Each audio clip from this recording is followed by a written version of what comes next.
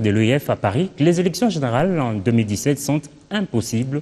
Une déclaration fort commentée dans les milieux politiques à Kinshasa. L'opposition parle d'un acte de haute trahison et la majorité juge responsable le propos du président de la CENI.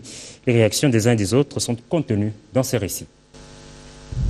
Sa déclaration a fait le chou gras de la presse.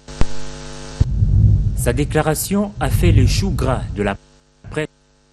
Nous avons de petits soucis techniques avec cet élément. Nous allons tout de même poursuivre avec ce journal. Autre débat qui agite déjà la classe politique, c'est celui de la nécessité de l'organisation d'un troisième dialogue pour une transition apaisée. Le rassemblement limité dit ne pas approuver cette initiative. La plateforme ne jure que sur la tenue des élections d'ici décembre 2017. Peter Kazadi, membre de ce regroupement politique, a été joint au téléphone. S'il y aura troisième dialogue, ça sera entre Nanga et Kabila. Les deux sont à la base de cette situation que nous connaissons aujourd'hui. Nanga a été placé justement à la tête de la CENI pour ne pas nous conduire aux élections. Et nous, au niveau des lits de presse et des rassemblements, nous rejetons catégoriquement cette tentation de M. Nanga et exigeons les élections d'ici décembre 2017. Si cela ne sera pas le cas, la population se prendra en charge et Nanga et Joseph Kabila assumeront les responsabilités. Les raisons techniques ne s'imposent-elles pas? Il n'a pas raison puisque lui-même, dans l'accomplissement de ses missions, il a fait preuve de beaucoup de légèreté. Vous savez, lorsque les opérations d'enrôlement avaient commencé dans la toute première province, au lieu de 3 mois, il est allé jusqu'à 8 mois. C'est de sa responsabilité. Où il est incompétent, il démissionne. Et c'est tout simplement ça. Qu'il avoue son incompétence, il y a des Congolais qui sont capables de nous organiser. L'idée séduit par contre Ardent Kabambi du PPRD, membre de la majorité présidentielle. Pour cet acteur politique, un nouveau dialogue s'impose à nouveau en République démocratique du Congo. Il a également été joint au téléphone.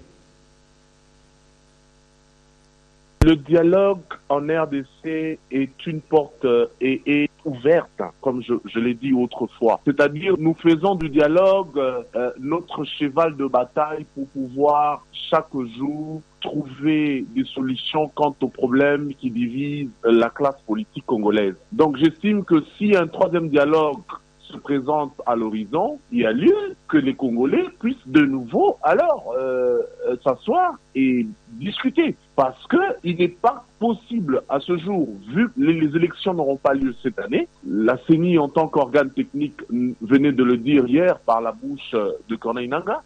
Donc il est préférable que nos amis du rassemblement, qu'ils puissent se ressaisir et que nous puissions ensemble trouver un moyen comment aller à une petite transition pour que la CENI puisse aller, dans les jours à venir, nous dire quand est-ce qu'elle sera capable de pouvoir organiser les élections en République démocratique du Congo.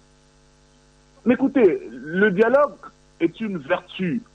En Afrique, les Bantous ont comme référence le dialogue. Le dialogue est donc une ouverture pour tout le monde. C'est-à-dire certaines personnes aujourd'hui qui se sentent absolument lésées, à l'issue de ce dialogue, l'on peut se dire des choses en face sans pour autant se cacher la face. Et donc j'estime qu'en partant du premier dialogue au deuxième dialogue, et si éventuellement on pourrait aller à un troisième dialogue, je trouve que c'est tout à fait normal. Donc ça n'a pas enfreint la bonne marche de la République. Donc j'estime que nous allons de toutes les façons nous en sortir face à un troisième dialogue qui sera en cours.